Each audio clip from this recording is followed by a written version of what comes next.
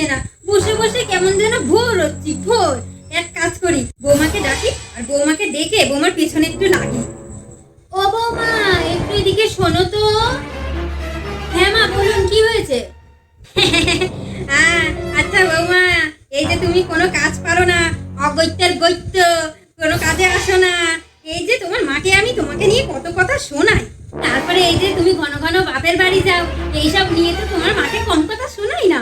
আর এইসব কথা তোমার মাকে একদিন জিজ্ঞাসা করে দেখো তো তোমার মায়ের লজ্জা আছে নাকি। আমার তো দেখে মনে হয় যে তোমার মায়ের কোনো লজ্জাই নেই।